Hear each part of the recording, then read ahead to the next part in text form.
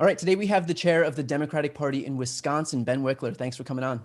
So good to be with you. What a moment. So this is our last episode before the election. I couldn't think of a more appropriate state to focus on right now than Wisconsin, which is a state that Trump won by about 23,000 votes in 2016 and is arguably the most important state to win in 2020. So the big news is that the Supreme Court a few days ago sided with Trump and Republicans that mail ballots have to arrive by 8 p.m. on election day to be counted. So right off the bat, I want to say, do not mail your ballots if you're in Wisconsin. So beyond that critical note, Ben, what type of an impact do you expect this ruling to have? So that is essentially up to us. And by us, I mean everyone who wants Biden to win and is organizing to get absentee ballots delivered to drop boxes. At this point, 223,000 absentee ballots are still in people's hands, which is 7% of the roughly of the total number of votes that we expect in the state. In the spring Supreme Court election, 5% of all the votes cast in that election came in after Election Day, and they were counted because the Supreme Court decided the opposite in the spring election. So now they've changed the rules. If those ballots all come in after Election Day, they'll all be thrown out, and that will shave several percentage points off of Biden's margin in the state, which if it is close, that could flip the entire thing. But we are just obsessively working to track down every one of those ballots, every one of those voters, and tell them how to drop their ballot off at a drop box or with their local clerk. We have a website set up for it, wisdems.org/dropbox. We are running every digital ad we can buy. We are calling, we're texting, we're pulling banners over Milwaukee with an airplane, like everything we can think to do. And that should make a difference in these last 4 days. So obviously, the most important thing is communicating these changes, basically voter education, that all ballots have to be dropped off. So how successful have you been so far in relaying this information to Wisconsinites?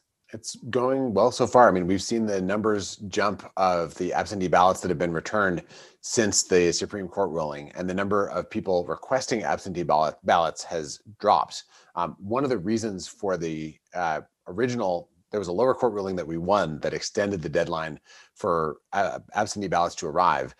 Part of the reason why the judge ruled for us is that you can still request an absentee ballot in Wisconsin, believe it or not, right up to 4 days out from the election. So if someone requests one online and they get it sent in the mail, it arrives the day before the election, and then they put it in the mail, they think they've done everything right, but under current law, it gets thrown out. The U.S. Supreme Court overruled the lower court judge. It upheld a Seventh Circuit court decision that was made by a Trump appointee. Because of that, there's still people who are going to get absentee ballots in the mail this weekend. And those people just have to know that it's time to turn in your absentee ballot by hand. But we're shrinking the gap day by day. And we had about 30,000 absentee ballots come in over the last day, and that number has been going up. And if we keep up that pace, we can mitigate the damage from the Supreme Court ruling pretty substantially. Just to clarify, Ben, you said that you have a way to reach out to the voters who've already requested absentee ballots? Yes. So in Wisconsin, both parties and whoever wants to can basically pay to download the entire list of people who've requested ballots and who haven't returned them yet. And we update that every day, and we use that to figure out exactly who we need to reach. The calls we make, the digital ads we run, all go to a shrinking universe each day of the people who still haven't gotten their ballots in and haven't early voted in person. And so it means that the effect of the organizing goes up at the same time as the universe goes down, which is part of what gives me some confidence. But sky's the limit in terms of how much outreach is worth doing when the stakes are this high. Obviously, this issue intersects with the post office's slowdown. So how bad have the USPS slowdowns been in Wisconsin? And do you expect that to exacerbate this issue? Yes. Yeah. The slowdown absolutely intersects with the absentee ballot situation in a meaningful way. Most of Wisconsin and most of the population of Wisconsin is in the worst category for mail slowdowns, where less than 85% of mail is delivered within 3 days. So, that's roughly an eighth of mail is going to come outside of that window. If you put your absentee ballot in the mail now, there's a quite meaningful chance it just won't arrive in time and will get thrown out, which is why we're telling everyone to use drop boxes. And that risk grows obviously every passing day. So if you waited until this evening, then you'd be, and miss the mail pickup for the day. It would have to be Saturday, Sunday, Monday, Tuesday delivery to arrive. It's just not a good situation. This is kind of what Trump wanted all along, as he talked about publicly. The good news is that there are drop boxes all over the state, and there's an organizing operation that is, without parallel in our state's history, I think, that is working to get folks to know exactly how to deliver their absentee ballots. But it's a sprint. If you have an hour to make phone calls to voters, if you're listening right now, go to wisdems.org/talk-to-voters. You can use hyphens or no hyphens, and you will wind up on a virtual phone bank page, and we could use your calls, because we cannot let anyone think that it is fine to follow the normal procedure right now.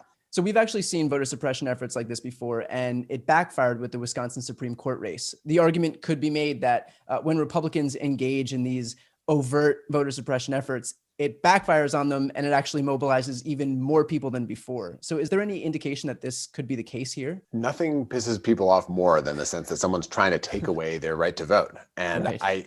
There's a real sense in which the U.S. Supreme Court, I think, misfired. The partisans on the Supreme Court thought that they were helping Trump, but this elevated the issue of Republican voter suppression and their opposition to people voting to the front page of every newspaper, to the top of every nightly newscast. I mean, there's no better way to educate Wisconsin voters than to have the United States Supreme Court issue a ridiculous partisan ruling 8 days from the election. And we are now, we can refer to the Supreme Court ruling and people know what we're talking about.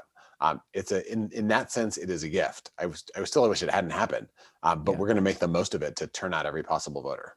Yeah, that's a good point. And also we see this constantly where these efforts to screw over voters by Republicans backfire. And, it's basically the Streisand effect on steroids. I mean, for Trump, for somebody that likes putting his name on so many things, we might as well swap out the Streisand effect for the Trump effect, because nobody's better at it than he is.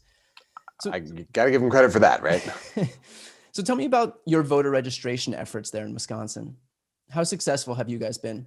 Wisconsin is a very unusual state because we have same-day voter registration. So most of the voter registration that happens during the early vote in person period and on election day. And same-day voter registration has shot up this year, and we're outpacing the GOP. Most of the folks who are doing same-day registration, according to our modeling, are Democrats. That surge of new voters is a very hopeful sign.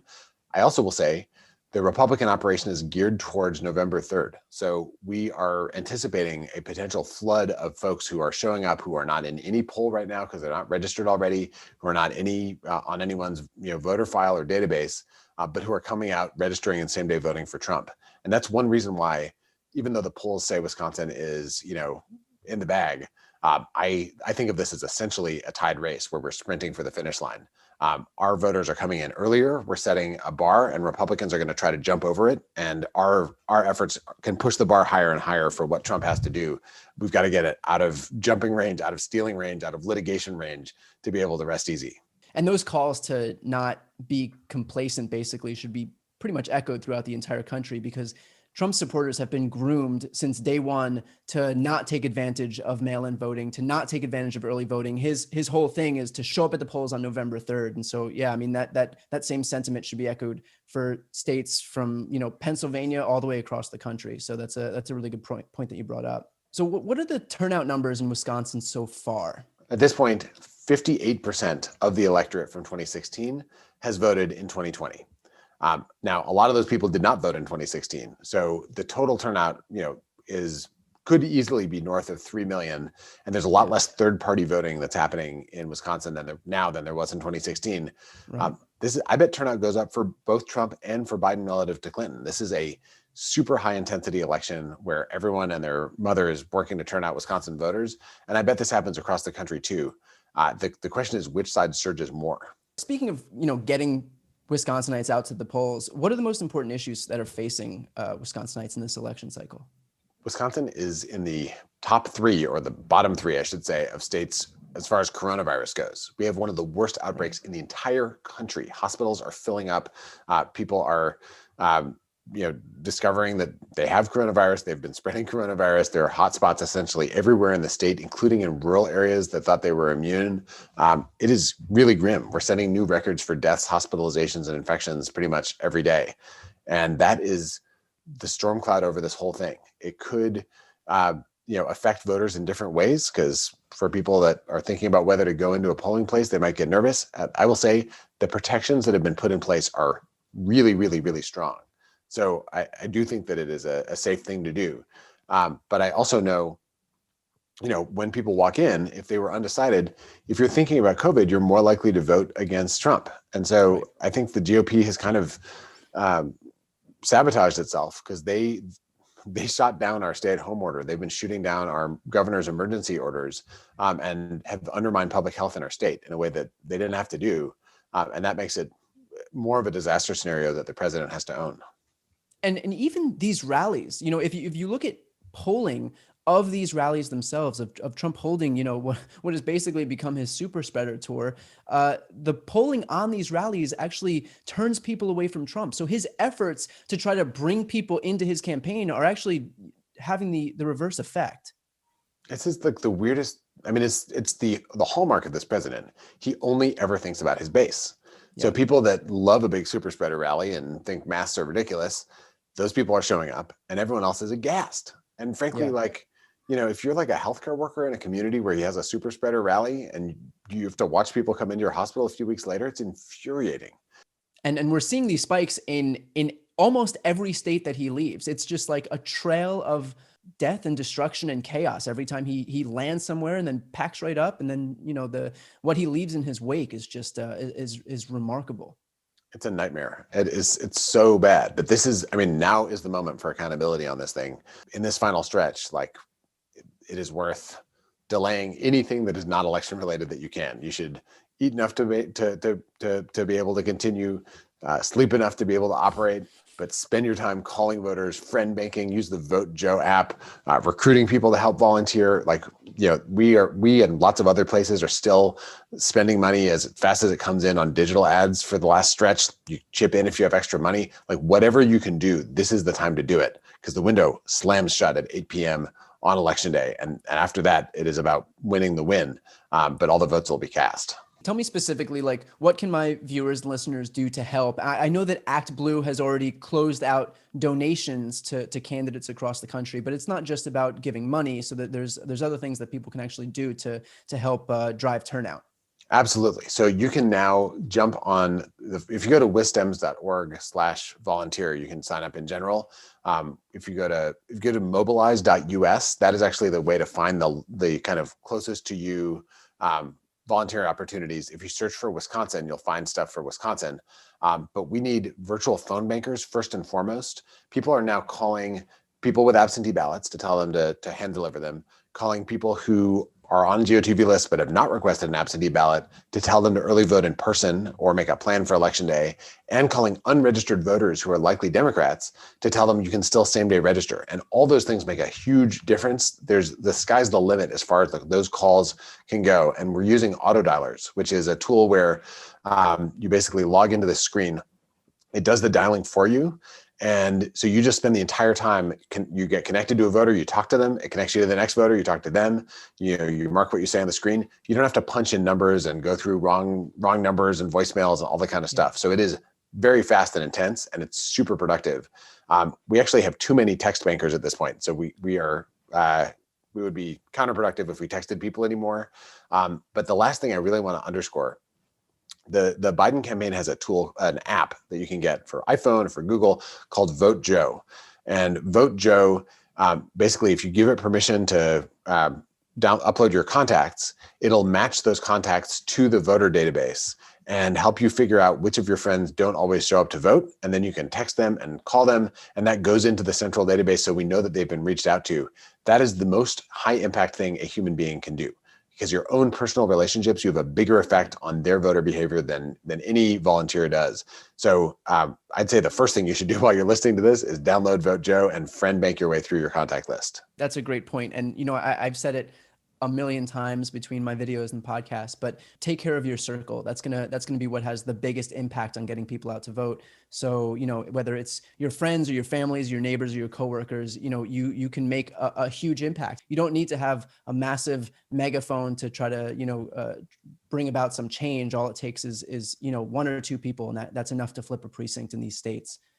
That's so true. And I also want to say, our margin was 22,748 in 2016. Michigan's next door was less than 11,000. And Wisconsin was even closer in 2004 and in 2000. We've had under 1 percentage point margins in 3 of the last 5 presidential races.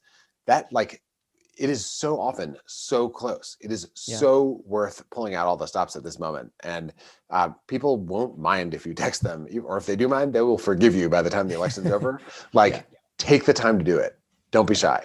Building on that, what's being done to ensure that Wisconsin stays blue in the future? Because I know, for example, that there wasn't much of a foundation before you took the reins. So I do want to just really, really credit my predecessor as chair. She was elected and then experienced 2016. And after 2016, decided we've got to do things differently. So she went on this listening tour around the state and learned about this kind of model that had worked for Obama that state parties almost never do, which is year-round organizing by building neighborhood teams that run their own get out the vote operations. And she started raising and spending money in 2017, 3.5 years before now, for the program that I then have helped to grow and grow after I was elected chair in 2019. We now have hundreds of teams all over the state, in every county, and in neighborhoods all over. And those teams are running local virtual phone banks where members of communities are calling the other people in that community. It is so powerful. And our focus this year has been, we don't want to have this kind of flood of money and attention come in for the presidential and then disappear. We want to actually build an operation that lives on after the presidential campaign's over. And so we continued building and building those teams. Then we integrated fully with the Biden campaign, which kept the structure that we'd had in place. And most of basically they added staff, but all the folks who had been building in our spring Supreme Court election are still in leadership positions now, and they'll still be here after the election's over. So this is going to continue. And we know the pattern of American politics is backlashes after you elect a president, the other side gets energized. We saw in 2008, we won a blue trifecta in Wisconsin. 2010, Republicans wiped it out, went to red trifecta. Our goal is to stop that cycle in Wisconsin in 2022. So we're going to come out of this with better data, with this incredibly effective team, with these volunteer neighborhood teams, with county parties that are strong, with a digital program that's 5 or 8 times as large as it was in 2019 at this point. Across the board, we're going to come into this with strength and with a strategy to be able to continue the momentum of grassroots energy that our knock on wood, is going to power the victories on Tuesday. And beyond, because don't forget, we've got Ron Johnson coming up for re-election, and I think people would love nothing more than to send him packing. So Ben, thanks so much for what you're doing. You've turned Wisconsin into a great opportunity, and hopefully what will be a squarely blue state moving forward. So thanks so much for doing all the dirty work. And we really couldn't have a better person out there steering the ship than you. Thank you so much, Brian. I really appreciate it. All credit to the just amazing, amazing folks working at our state party, organizing day after day in communities around our state. But we're in this together. We're sprinting through the tape, and it's going to feel really, really good to win.